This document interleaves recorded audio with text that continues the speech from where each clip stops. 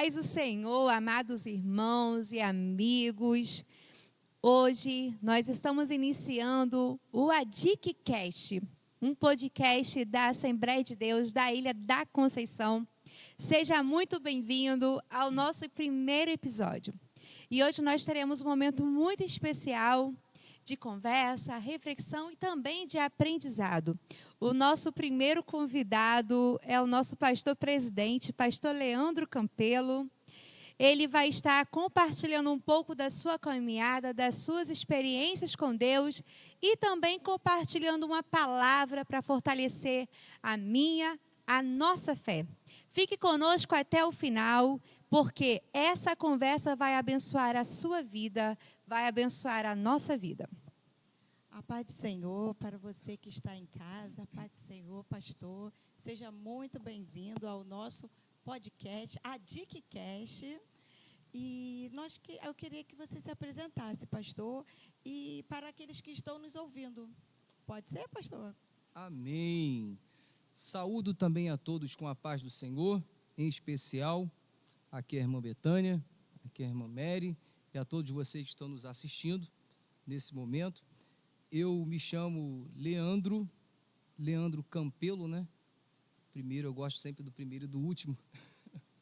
Na verdade, eu estou pastor e eu gosto também de dizer que eu não sou pastor, eu estou pastor aqui na Assembleia de Deus da Ilha da Conceição. Hoje eu tenho 43 anos de idade, sou casado, sou pai de uma filha. Pastor, conte para nós como o senhor descobriu o seu chamado em ser pastor. Olha, na verdade, eu sempre tive uma visão que quando eu fui apresentado para ser auxiliar de trabalho, na minha concepção, na minha mente, eu nunca fui auxiliar de trabalho. Na minha mente, eu sempre fui diácono. Então, apesar da minha credencial ser de auxiliar de trabalho, fazia o papel de auxiliar de trabalho, mas sempre com a visão do diaconato. E assim, subsequente. Quando também eu fui ao diaconato, da mesma forma, na minha cabeça, eu já era presbítero. E servi como diácono, um tempo fui consagrado a diácono ainda solteiro. Me lembro que eu entrei aqui nessa igreja, eu entrei aqui com minha mãe, ladeado com a minha mãe, diácono muito novo, solteiro, mas na minha concepção já presbítero. Quando eu fui consagrado a presbítero, aí sim já era casado, entrei aqui já com a minha esposa, e na minha concepção também não era presbítero, já era pastor, e assim se concretizou com o chamado, que o pastor Paulo foi um grande incentivador, assim, um homem que um dia eu disse na Kombi, andava muito de Kombi com ele, e um dia eu disse na Kombi para ele, eu falei assim, se um dia, do lado dele, ele estava dirigindo, e eu falei, se um dia eu chegar ao ministério pastoral, eu quero ser igual ao senhor. Tá? Era o meu desejo, porque era um homem desbravador, né? Corajoso, guerreiro, e por aí vai. Então, isso tudo foi incentivando assim, a minha vida ministerial pastoral. Houve, assim, algum momento na sua vida em que você sentiu, assim, o Senhor te direcionando fortemente? Sim, teve pessoas que me ajudaram muito nessa caminhada, muito na caminhada, e o sentimento pastoral era algo que ardia assim no meu peito, sabe? Era uma chama, e eu senti, na verdade eu sinto até hoje, né, que essa chama que queima no meu peito ainda não se apagou. Não se apagou. O meu maior desejo é a chama pastoral de cuidar e de zelar, de amar, de pastorear, de pregar. É algo que queima ainda dentro de mim. Pastor, quais foram os maiores desafios no início do seu ministério? O senhor relatou que esse chamado começou já desde muito jovem.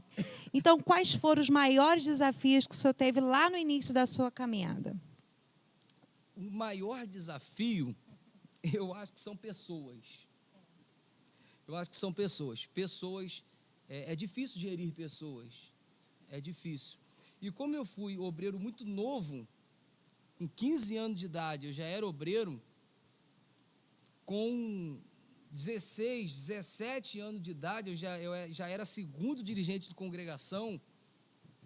Então, tudo para mim foi mais difícil com pessoas. Porque, na verdade, eu passo até hoje, porque hoje eu tenho 43 anos de idade. Eu tenho 43, mas graças ao bom Pai, eu me sinto jovial. Né? Eu me sinto jovial, apesar de eu estar envelhecendo. Minha filha chegou para mim esses dias e falou assim: pai, depois que você assumiu a igreja, você está ficando velho. Então, e eu disse, é verdade, eu descobri que agora, há uns 2 anos atrás, eu estou envelhecendo. Eu estou envelhecendo. Então, a maior dificuldade que eu tive foi com pessoas, porque um menino novo, com 15 anos de idade, uma vez eu cheguei na verdade, eu já estava com 18, 19 anos de idade, não, por aí, 18 anos de idade, novo, eu cheguei numa congregação e uma das irmãs olhou e falou assim: é esse menino que vai dar doutrina? Então, eu acho que a minha maior dificuldade no ministério é a minha aparência. Eu sou muito parecido com Jesus, eu não tenho parecer e Davi nem também. formosura, né? Então, a minha maior dificuldade é com pessoas.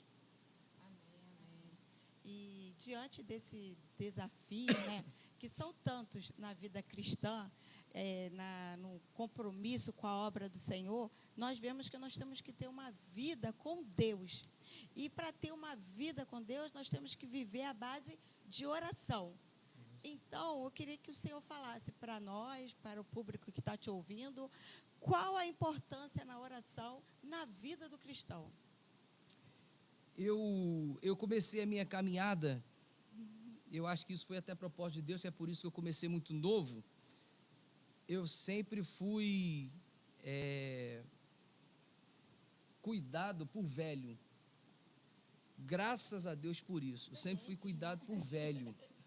Então, os velhos sempre oravam mais, ou oram mais, né? Então, eu fui muito assim cuidado por velho.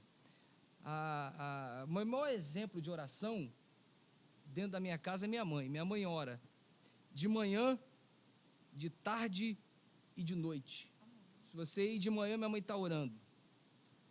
Até hoje eu ligo para minha mãe e ela fala: me liga daqui a pouco que eu estou orando. Até hoje. Então, assim, meu maior exemplo é minha mãe, que é uma mulher de oração, e eu sempre fui cuidado por pessoas velhas. Então, a importância na oração é tudo na vida do obreiro. Eu acredito que se a gente não orar, a gente perde a batalha. Eu aprendi que a gente tem que orar quando está com vontade e quando não está com vontade.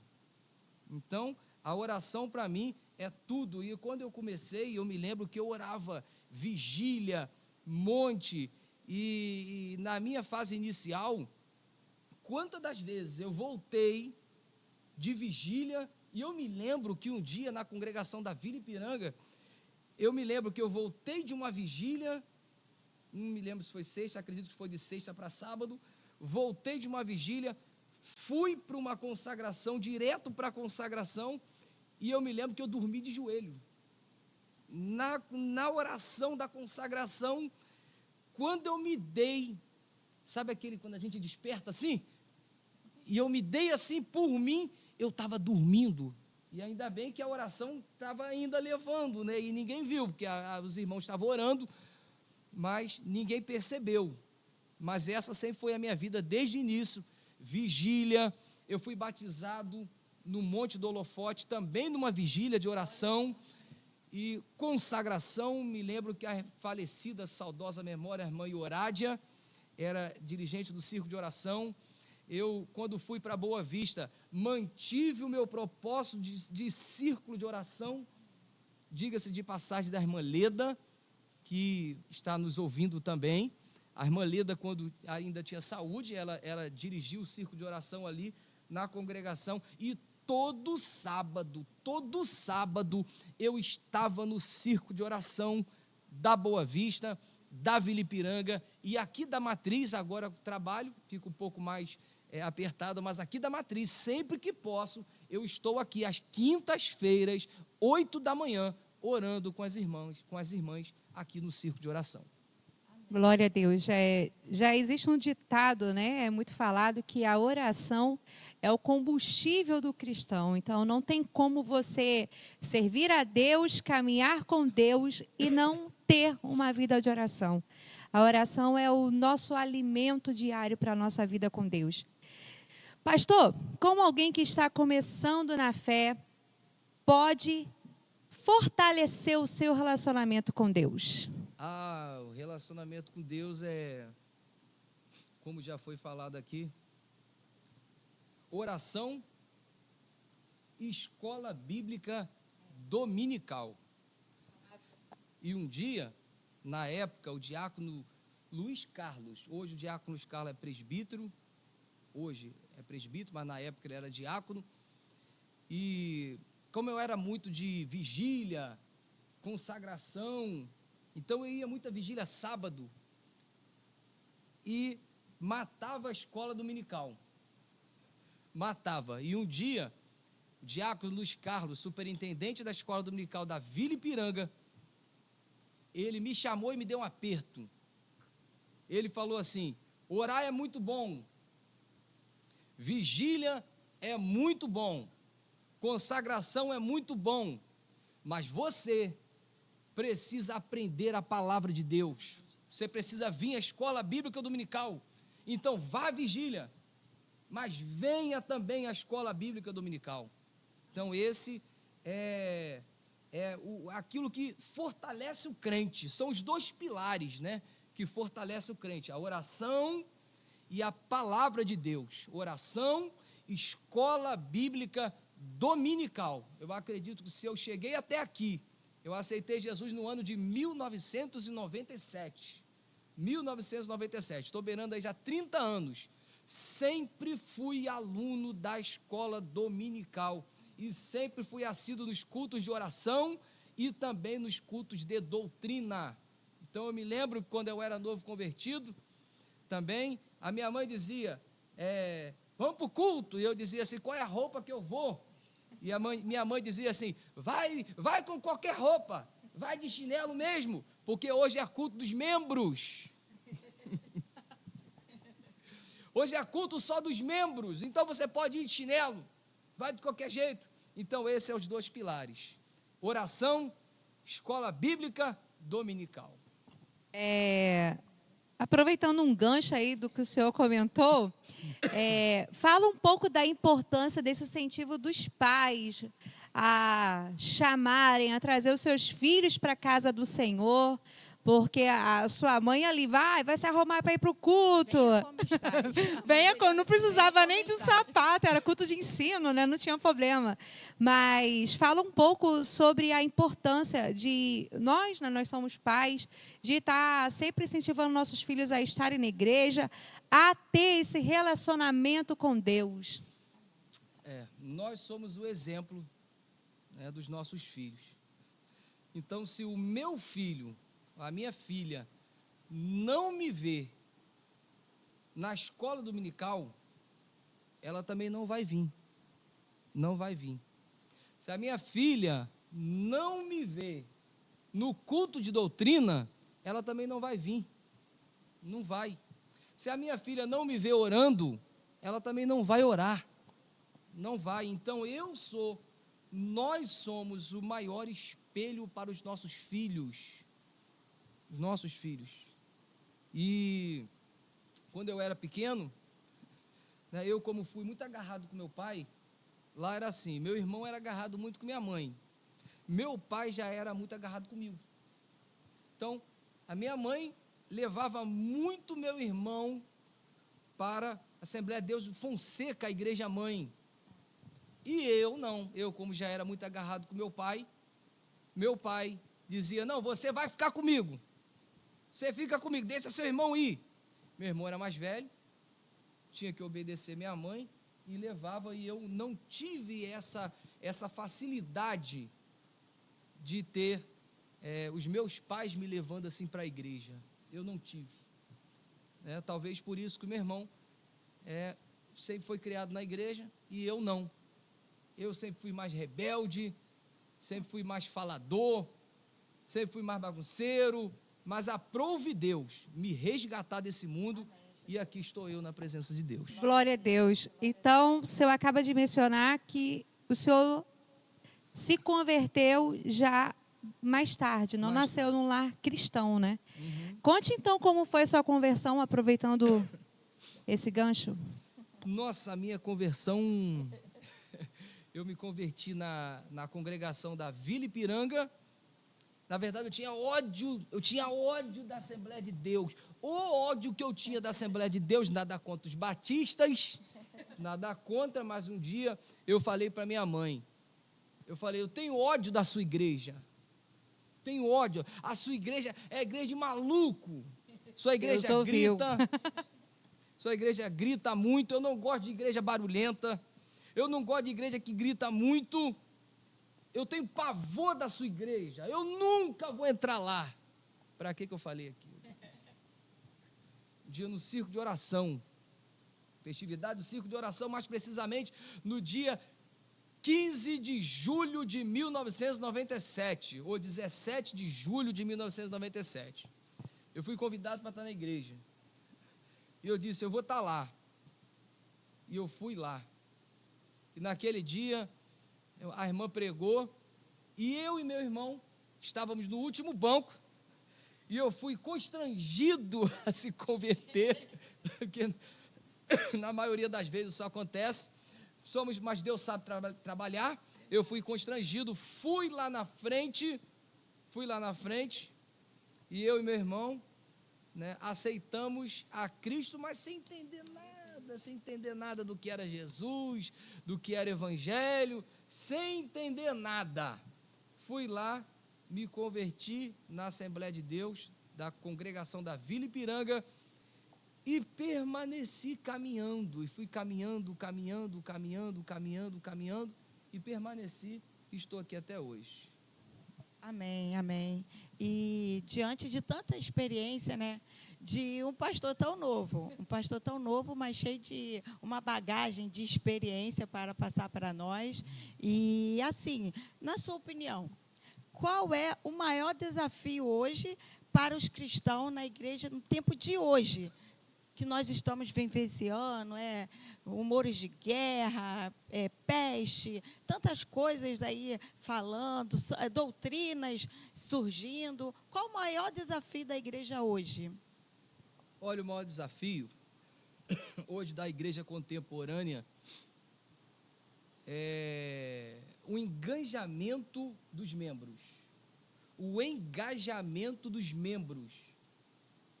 Eu acho que hoje é o maior desafio. Graças a Deus, a Ilha da Conceição é uma igreja que trabalha, mas na maioria das vezes, quase ninguém quer fazer mais nada. Quase ninguém quer se engajar na obra. Quase ninguém quer mais acordar cedo para a escola dominical.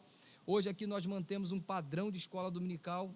Domingo aqui, na maioria das vezes, a igreja é cheia, domingo de manhã. Quase ninguém quer entrar e se colocar nas fileiras. Na verdade, é na infantaria. As primeiras fileiras. Quase ninguém. O engajamento hoje dos crentes é muito pouco. A sonolência dos crentes também é muito pouco. Então, isso entristece um pastor, quando a gente hoje vem num culto de doutrina e vê uma igreja que aqui, na nossa igreja, na nossa matriz, é uma igreja que cabe aproximadamente 300 pessoas sentadas, E isso entristece um pastor de chegar aqui num culto de doutrina, um pastor que estuda para ministrar, que ora, que busca, e quando na maioria das vezes chega e percebe 30 pessoas. 30. Eu conheço pastores que chegaram para mim e disseram assim: olha, eu cancelei o culto de doutrina, não tem mais, porque a minha igreja é uma igreja grande, vem poucos membros, e eu não vou ficar gastando luz com os poucos membros que vêm no culto de doutrina, então eu cancelei o culto de doutrina. Então, o maior desafio hoje de uma igreja, da igreja contemporânea, é a sonolência espiritual e o engajamento na obra de Deus, como evangelismo também, é de suma importância para a igreja também evangelizar, a sonolência no evangelismo, a sonolência na oração, a sonolência em querer aprender a palavra de Deus, nos cultos de oração e doutrina e nos cultos de escola bíblica dominical.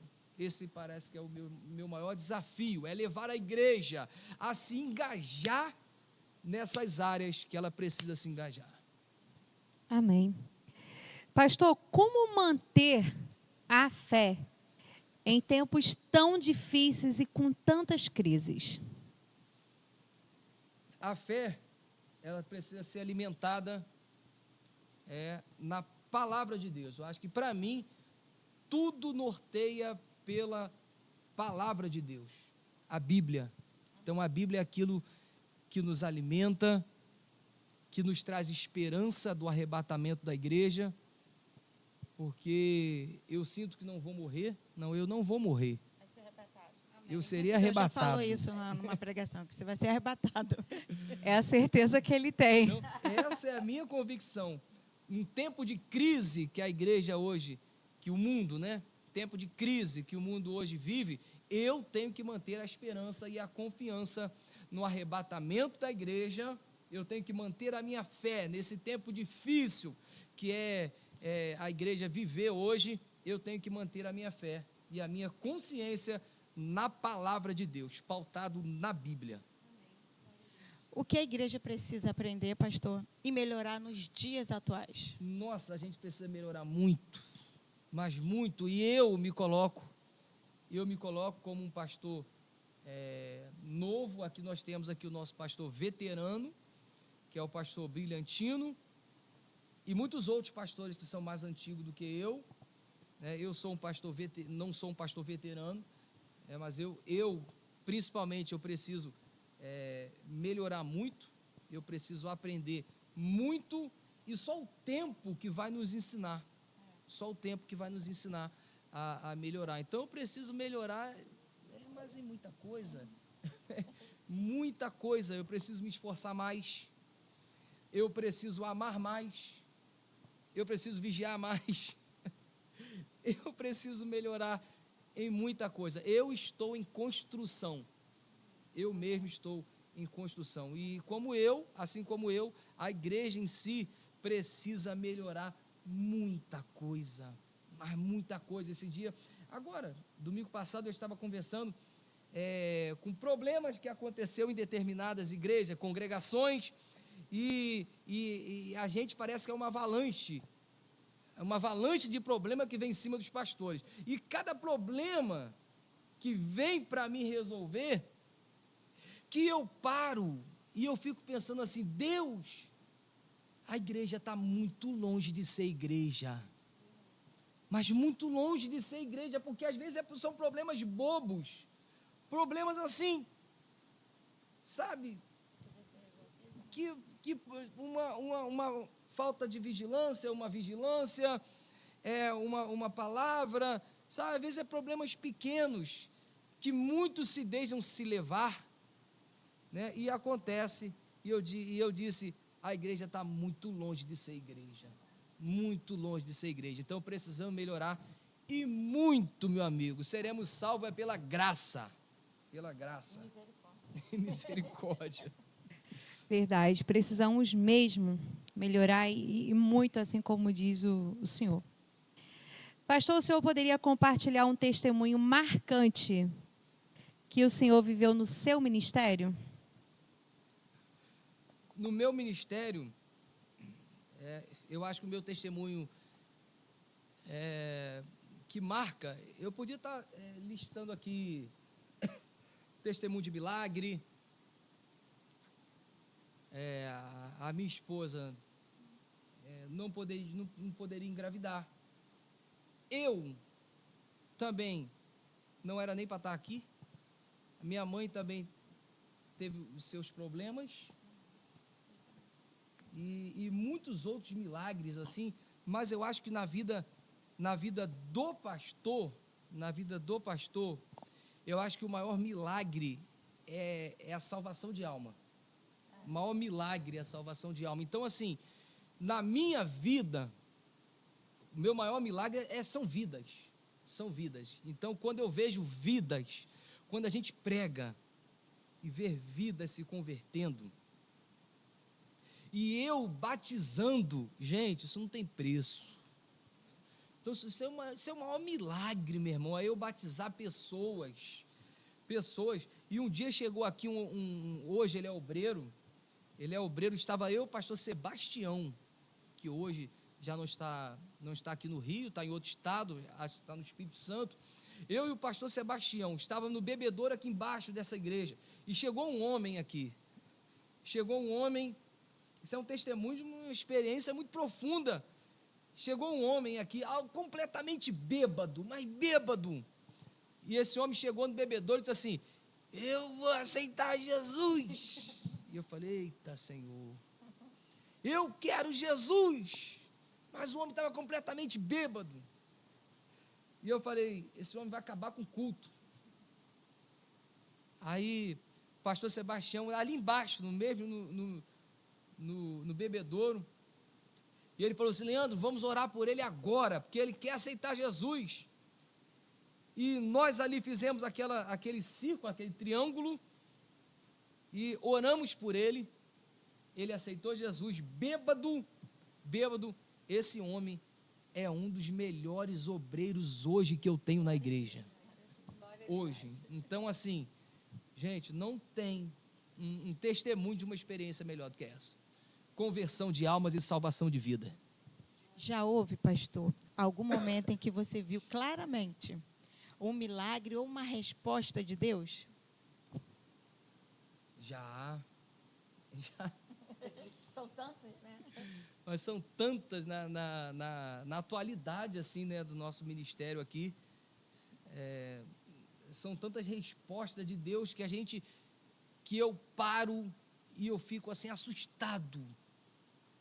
Como é que Deus está trabalhando hoje na nossa igreja, no nosso ministério, na área financeira da igreja, principalmente a área financeira e a área espiritual. Né? Na área espiritual, eu me lembro aqui que nós começamos aqui uma vigília no Acampa Dentro. Começamos aqui uma vigília no Acampa Dentro, e na verdade a gente completamente sem fé nenhuma, de que tudo ia dar certo, e eu vi claramente um milagre, uma resposta de Deus naquele Acampa Dentro. Nós começamos uma vigília aqui só de homens, uma vigília de homens, de meninos de 14, de 12 anos de idade, adolescente, pré-adolescente, e começamos uma vigília aqui, aonde eu estou agora. Começamos uma vigília aqui, e nessa vigília que a gente vem fazendo só de homens, a gente começa a orar meia-noite, e a gente termina 5 horas da manhã. Não tem música, não tem pandeiro, não tem bateria, não tem guitarra, não, é oração, é joelho no chão, são 5 horas orando direto. Quantas das vezes nós dobramos o joelho aqui, e eu olhei para a janela da igreja e ouvi o sol nascer, orando com adolescente de 14 anos de idade. Como adolescente de 14 anos de idade ora 5 horas? Como? Gente, isso é um milagre. Isso é um milagre. Jesus batizou todos os homens dessa igreja com o Espírito Santo. Amém. Todos. Eu não tenho um jovem, um adolescente que não é batizado com o Espírito Santo. Eu tenho até obreiro que não é batizado, mas jovem e adolescente, Jesus batizou todos. Todos. Então, isso também é uma resposta de Deus para as nossas orações. A parte financeira nem se fala. Nem se fala. Quem olha para essa igreja aqui vê um grande milagre. Um grande milagre. Eu tenho aqui equipamentos de quase 100 mil reais. 100 mil. Como que você está pagando isso? Não sei. Não sei. Só que eu dou sempre o primeiro passo. E a resposta de Deus vem sempre o segundo passo. O que tu tem nas mãos, então toque nas águas. Então, o ser humano, nós como obreiros e ministros, precisamos dar o primeiro passo. E aí assim, a resposta e o milagre de Deus vem logo em seguida. Glória a Deus, amém. Glória a Deus. São experiências que você pode aprender, aplicar na sua vida. Ele falou aqui sobre os adolescentes, jovens, batizados com o Espírito Santo. Foi através da oração. A senha está aí. É através da oração.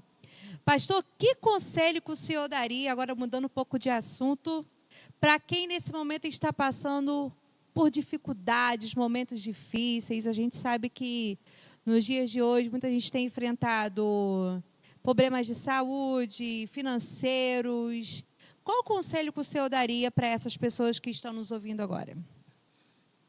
O conselho que eu dou é sempre confiar no Senhor. Sempre confiar. Nesse meu período de caminhada, quando eu sinto que a minha fé está abalando, porque eu sinto de vez em quando, eu sinto que eu não vou conseguir, eu sinto que eu vou esmorecer, de vez em quando eu sinto que dá vontade de parar, e eu faço uma pergunta. Na verdade, eu comunico isso para o meu Deus. Eu falo: Senhor, o Senhor até aqui, o Senhor nunca me deixou envergonhado, nunca, e não é agora que eu vou ficar. Então, o conselho que eu dou para você que está passando dificuldade foi aquilo que eu preguei domingo, João capítulo 6, versículo 6. Deus às vezes está só te testando, às vezes Ele está só te experimentando, mas Ele já tem um plano. Ele já tem um plano. Então, eu preciso e prefiro confiar no plano que Ele tem e descansar no Senhor. Então, o conselho é: descanse no Senhor, porque Ele já tem um plano. Nós, às vezes, ficamos preocupados, arrancamos os cabelos. Senhor, como é que vai ser o dia de amanhã? Irmãos, durma bem. Durma tranquilo, não fique preocupado. O dia de amanhã pertence ao Senhor. E Ele já tem um plano. Ele já tem um plano. Amém. Nós já estamos quase encerrando o nosso ADICcast, mas antes de terminar, pastor, deixe uma mensagem de Deus para os nossos ouvintes, os nossos irmãos que estão em casa agora nos ouvindo, ou no seu celular nos ouvindo. Deixe uma mensagem para eles. A mensagem que eu quero deixar agora, uma mensagem propriamente bíblica, né? Apesar da gente já estar falando de Bíblia, mas eu quero ler um texto. 1 Coríntios capítulo 16, que é o último capítulo, versículo 13 e o versículo 14. Diz assim a palavra do bom mestre: vigiai, fique firme, porte-se varonilmente, fortaleça-se, todas as vossas coisas sejam feitas com amor. Então, esse é o conselho que eu dou para a igreja. A palavra que eu deixo para vocês é: vigie, tenha estabilidade, tenha virilidade. É o texto que é coragem, não seja tímido, tá? Tenha força e tenha amor. tudo que você fizer, faça com amor. Não faça olhando para dinheiro, não faça olhando para fama, não faça olhando para orgulho. Se o pastor não bater palma, não quero, não faço, olha para todo mundo, não me vê. Então, não se porte desse jeito. Todas as vossas coisas sejam feitas com amor. É o conselho que eu deixo para vocês e para todos os irmãos. Amém. Pastor, obrigada por compartilhar suas experiências conosco. Creio que muitas vidas foram abençoadas por esse bate-papo, por essa conversa. E a gente acredita nisso, que Deus esteve aqui, está aqui nesse momento, abençoando as nossas vidas e abençoando a vida dos nossos irmãos que estão em casa. Amém? Amém. Muito obrigado, pastor. E você que nos ouviu nesse momento, compartilhe esse episódio. Alguém precisa ouvir essa mensagem.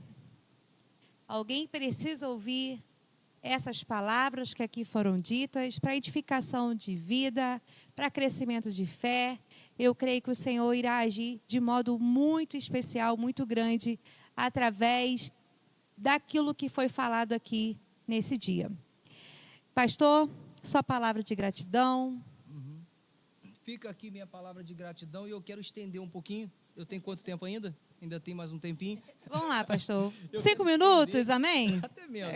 Estender um pouquinho a minha palavra de gratidão a um homem que me escolheu para ser obreiro, que é, na época, o evangelista José Euclides, que hoje está no estado das Minas Gerais. Não me lembro a cidade, mas o evangelista José Euclides foi o homem que olhou para mim, no conjunto de jovem, e disse: eu estou precisando de obreiro. A partir de hoje você vai ser porteiro da igreja. Foi a minha maior felicidade, virar porteiro da igreja. Depois de eu ser levantado para ser obreiro, eu fui colocado sobre a tutela de dois homens. Na época, na ocasião, diácono, hoje pastor, Levi Rodrigues, foi um homem que me deu a minha primeira oportunidade para pregar. Foi um homem que me levou para ser segundo dirigente de congregação. Foi um homem que, na verdade, me alavancou, assim, claro, humanamente falando. Fica aqui também a minha palavra de gratidão ao hoje presbítero irmão André. André também era um homem que me levava para as vigílias. As vigílias, era um homem que eu caminhava, sempre caminhei nessas vigílias, ainda a pé, porque a gente não tinha dinheiro, muitas vezes andava 2 horas para ir para a vigília, andando a pé com o André. Então fica aqui meu agradecimento. Hoje, pastor Rogério, que é o meu tio, também fica aqui meu agradecimento. Rogério foi o homem que me deu o meu primeiro terno maior do que eu, 2 vezes maior do que eu, mas era o único terno que eu tinha, e eu tive que usar aquele terno, e assim eu fui caminhando, e tantas outras pessoas que me mentoraram, e o meu também, meu mentor também, que foi o pastor Paulo Lopes Correia, é o homem que me incentivou, na maioria das vezes também, em tudo, como também convenção e outras coisas mais. Se hoje eu sou convencionado e gosto disso, também foi ele que injetou isso em mim. Então fica aqui de saudosa memória, pastor Paulo Lopes. Deus abençoe, obrigado a todos, toda minha família, igreja. Deus abençoe minha continência. Amém. Queridos, que Deus abençoe o seu lar, sua família, que seja um dia abençoador para as suas vidas. Se prepare, porque tem coisa boa vindo aí, teremos mais episódios, mais experiências para compartilhar e muita palavra de Deus para abençoar a sua vida, a sua casa, seu lar e toda a sua família. Pastor, para finalizarmos, gostaríamos de pedir que o senhor fizesse uma oração. Sim. Nós iniciamos em off aqui com oração e agora nós queremos pedir ao Senhor que orasse, apresentando ao Senhor as famílias que estão nos assistindo, a vida daqueles que estão ao alcance nesse momento, para que o Senhor ele venha entrar nos lares e abençoar de forma especial cada família. Amém. Oremos ao Senhor. Pai bendito, Criador do céu e da terra, damos-te graça, adoramos, bendizemos o teu nome. Agradecemos, ó Pai, por esse período que estivemos aqui. Pedimos, ó Pai, humildemente, a tua graça, bondade e misericórdia sobre todos os nossos ouvintes, aqueles que estão nos assistindo, que como as minhas mãos estão estendidas agora, que as suas, Senhor, também estejam estendidas agora, tanto para curar, para salvar, para operar maravilha. Em nome de Jesus, estou aqui para bendizer, estou aqui para abençoar todos aqueles que estão me assistindo, e que o nome do Senhor seja glorificado. Amém, amém. Fique com Deus, fiquem na Tchau. paz do Fica Senhor. na paz. Até o próximo episódio, se Deus assim quiser.